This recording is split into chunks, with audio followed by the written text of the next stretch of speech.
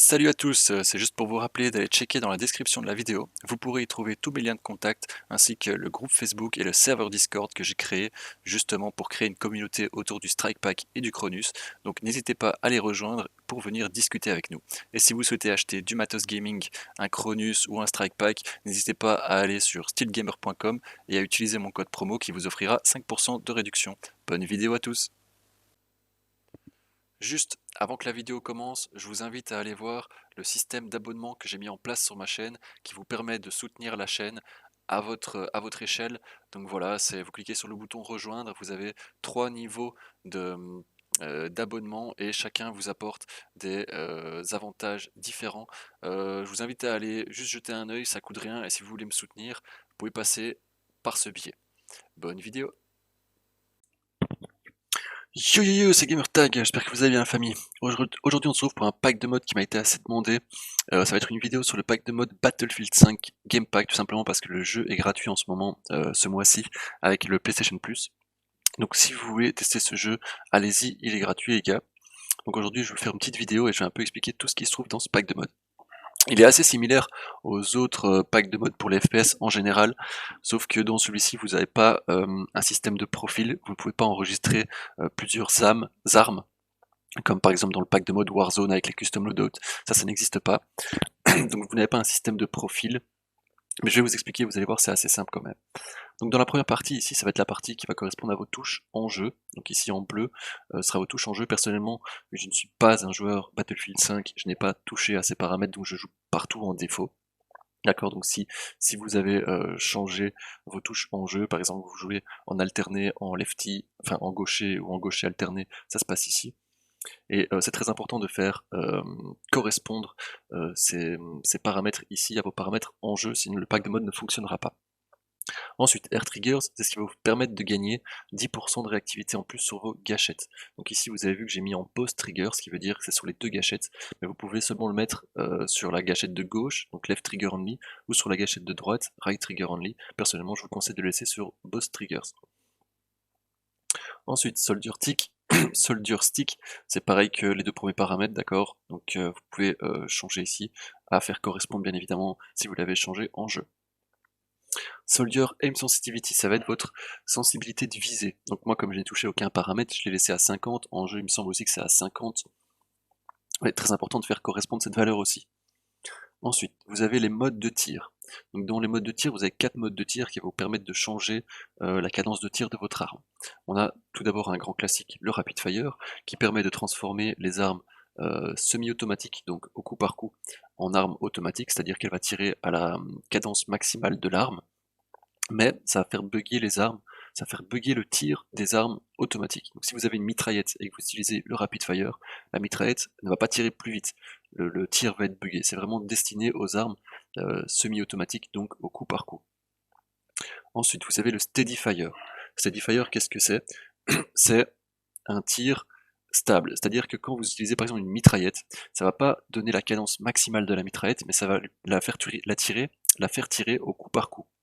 D'accord, ça permet une plus grande, une plus grande, comment on dit, une plus grande précision pour les tirs à longue distance. Par exemple, si vous avez un fusil d'assaut qui monte beaucoup, en le mettant en steady fire, elle va pouvoir tirer au coup par coup. Et donc, vous allez tout simplement pouvoir avoir beaucoup plus de précision. Le burst fire, ici, ça va transformer votre arme semi-automatique ou automatique en arme à rafale. Ici, le paramètre, le 3, c'est le burst fire ajustable. Donc vous allez pouvoir, dans les paramètres qui sont juste ici en dessous, ajuster la rapidité, la cadence, etc. Et en 4, on a l'auto burst fire, c'est lui qui va mettre la cadence maximale, donc le tir en rafale maximale. Donc pour le test, je vais laisser en disabled parce que je veux juste vraiment vous montrer le système d'anti-recul, mais sachez que vous pouvez tester ici, faire des tests, et si vous le désirez, mettez-le en commentaire, je ferai une vidéo juste pour expliquer bien en détail chaque mode de tir et vous faire une vidéo dessus, mais aujourd'hui on va pas voir ça. Donc ici on a les valeurs ajustables pour les 4 modes de tir, donc ça c'est pour le rapid fire, au plus la valeur est basse, au plus le rapid fire va tirer vite. Moi je vous conseille de laisser les valeurs par défaut, d'accord? Ici c'est pareil, donc c'est pour le steady fire, donc au plus grand Higher value increase time. Là, voilà, plus la valeur est grande, plus il y aura du temps entre chaque balle. Burst fire length, higher value increase, burst fire length. Là c'est pareil, au plus grand la valeur sera, au plus long le tir va s'effectuer.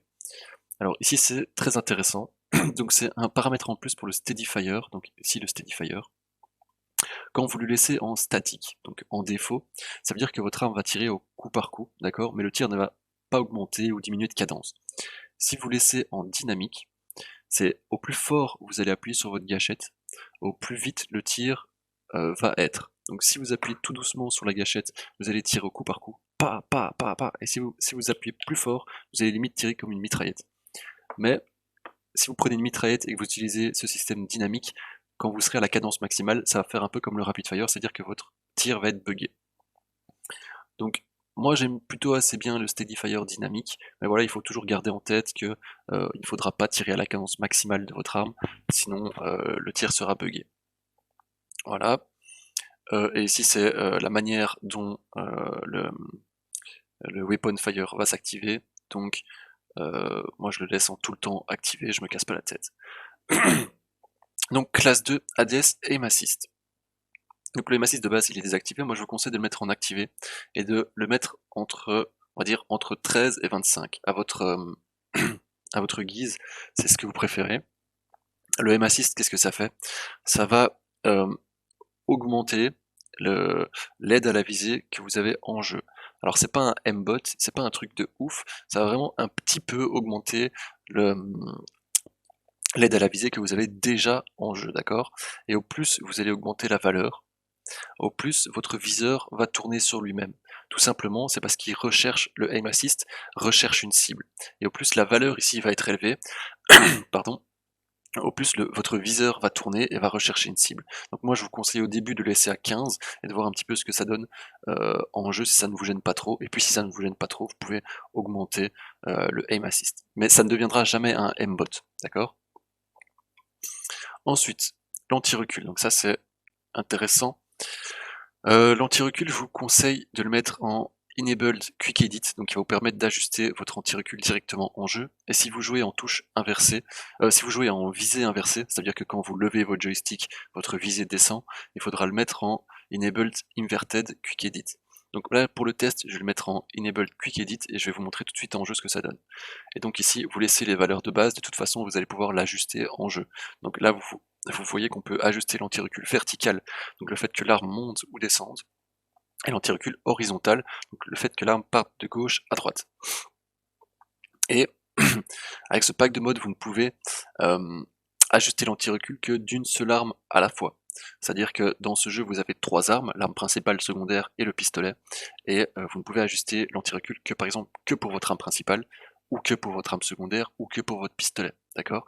Donc vous ne pouvez pas avoir 3 ou 4 valeurs d'anti-recul, vous n'en aurez qu'une seule, et si vous changez d'arme, vous devrez réajuster l'anti-recul. Donc quickscope, bah tout simplement, voilà, c'est pour les gens qui jouent sniper, qui veulent faire du quickscope. Vous avez plusieurs modes ici, encore une fois, je vais pas revenir dessus, mais si vous voulez que je fasse une vidéo dessus, dites-le en commentaire. Autorun, ça c'est assez sympa. Moi je le mets en always activate, ça veut dire que à partir du moment où vous allez avancer, votre perso va se mettre à courir direct. Et presse sensitive, c'est au plus vous allez appuyer sur votre joystick d'avance, au plus votre perso va courir. Voilà, auto-ping, bah, tout simplement, c'est lorsque vous allez, donc ici en 1, auto-ping en ADS, c'est quand vous visez, ça va pinguer. En presse sensitive auto-ping en ADS, c'est au plus vous appuyez fort, c'est-à-dire si vous appuyez au maximum de votre gâchette, ça va viser, ça va pinguer. Si vous appuyez doucement, ça va pas pinguer. Et le auto-ping on fire, bon, donc moi c'est celui que je préfère, c'est quand lorsque vous tirez, ça ping. Ensuite, classe 7 et 8, ce sont les modes pour les palettes. C'est basiquement tous les modes qu'on a revus ici au-dessus, plus quelques-uns. Par exemple, Spring Loaded Sidearm, c'est lorsque vous allez appuyer sur votre palette, vous allez directement prendre votre pistolet, tirer avec, et lorsque vous relâchez la palette, ça re-range le pistolet. Voilà, mode bloqueur, par exemple, ça bloque tous les modes de votre strike pack, easy slide, etc. Si vous voulez que je fasse une vidéo dessus, encore une fois, mettez-le en commentaire. Donc voilà, on a un peu tout vu au niveau du pack de mode. Je vais directement aller me mettre en entraînement et vous montrer ce que ça donne. Mais donc Voilà, encore une fois, je vais pas passer sur les, les, les modes de tir, mais juste vous montrer l'anti-recul et un petit peu le aim assist. Donc voilà, on se retrouve tout de suite en jeu. On n'oublie pas Save Configuration et Save Slot to Device. Et on se retrouve en jeu. Donc voilà, on est de retour en jeu, donc je suis en entraînement personnalisé. Je vais tout de suite vous montrer comment paramétrer votre anti-recul en jeu, vous allez voir c'est super simple. Donc là j'ai une mitraillette basique en main. Je vais vous montrer un petit peu ce que ça donne sans l'anti-recul. Je vais choper un mur.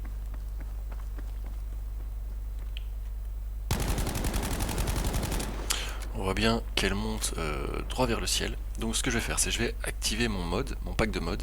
Donc moi sur mode central, le pack Battlefield était sur la deuxième ligne. Donc ici, il sera sur la deuxième LED. Donc ce que je vais faire, c'est que je vais faire bouton arrière gauche, je maintiens plus la palette de droite. Et je vais aller sur la deuxième LED. Voilà, je relâche, le strike pack clignote bleu et blanc. Les modes sont activés. Donc là, les modes sont activés, mais j'ai pas encore ajusté l'anti-recul, d'accord? Donc je vais le faire manuellement, vous allez voir, c'est super simple. Donc vous allez maintenir L2, puis R2. Attendez, hop. Donc vous allez maintenir L2, puis R2, et une fois que vous aurez tiré la première balle, vous allez appuyer sur la flèche du bas pour diminuer l'anti-recul, enfin pour augmenter l'anti-recul. Et une fois que vous sentez la première vibration, vous pouvez relâcher la touche R2 pour économiser vos balles. Je vais vous montrer. Donc je tire, hop, là j'augmente l'anti-recul, je relâche, une fois que je relâche, c'est enregistré.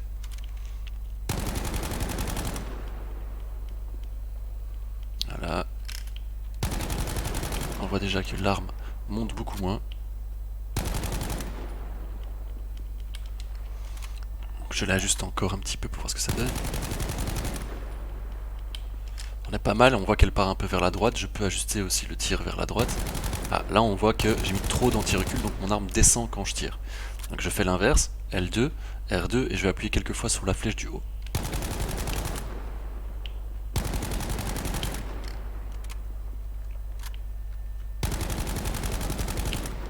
Là moi je trouve qu'on est plutôt pas mal. Un peu trop même. Je vais aller reprendre des munitions.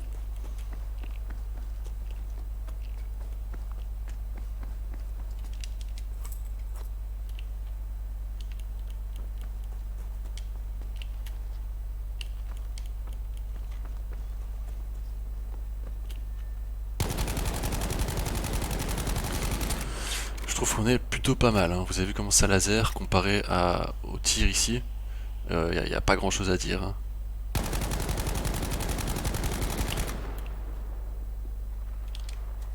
Et je vois que mon aim assist est actif, mais j'arrive pas à vous le montrer. En fait, je le vois parce que quand je monte doucement mon écran, il se trouble un petit peu. Je sais pas si ça se voit sur la vidéo. Ouais, ça a l'air de se voir. L'écran se trouble un petit peu. J'ai pas d'ennemis autour de moi. Mais en tout cas, regardez. Voilà, ça c'est ce que c'est. C'est ce que c'est avec les modes. Là, je vais désactiver les modes. Il n'y a rien à dire, hein. L'anti-recul marche plutôt pas mal. Voilà.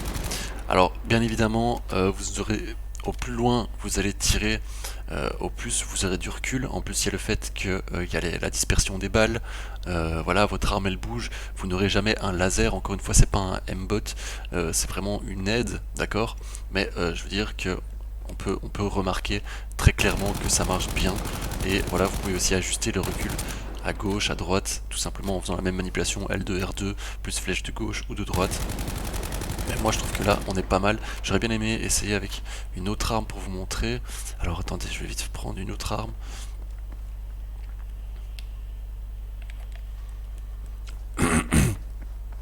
Mais donc là j'ai ajusté l'anti-recul pour la mitraillette que j'ai en première arme. Mais si je change d'arme et que je prends mon pistolet, vous allez voir que j'ai le même anti-recul que j'avais sur ma mitraillette. Vous voyez? Donc je ne peux vraiment avoir l'anti-recul que sur une seule arme. Et si je la règle pour la deuxième arme, ben, fatalement il ne sera plus adapté pour la première. Donc là je vais vous montrer un peu avec une autre arme ce que ça donne. Hop. On va voir c'est quoi comme arme qu'il me propose. Bon, c'est un fusil d'assaut. Nickel. Allez, c'est l'heure du spectacle. Non, c'est pas l'heure du spectacle. Je m'en fous. On va aller directement régler l'anti-recul de cette arme. On va voir ce que ça donne sans anti-recul. On va voir ce que ça donne avec. Je désactive les modes. Voilà, elle monte bien. Je réactive les modes. Normalement, j'ai toujours, vu que j'ai réglé l'anti-recul sur la mitraillette juste avant, j'ai toujours l'anti-recul de la mitraillette. Peut-être que ce sera le bon anti-recul, on n'en sait rien, on va voir. Non, comme on peut le voir, l'arme descend. Donc je vais encore l'ajuster un petit peu.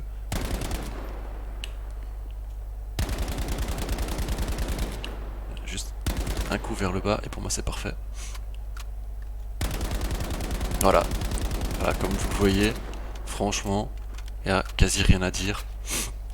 Donc voilà, donc ça c'est pour régler l'anti-recul. Voilà, si vous voulez que je vous montre un petit peu tous les autres modes de tir qu'il y a, le rapid fire, le steady fire, le burst fire, etc. Dites-le simplement en commentaire et je ferai une vidéo dessus. Mais voilà, je trouvais que le plus important de vous montrer, c'était vraiment l'anti-recul. Donc voilà, j'espère que la vidéo aura été utile. Si vous avez moins de questions, n'hésitez pas à la poster en commentaire. Et à bientôt pour une prochaine vidéo. Yo!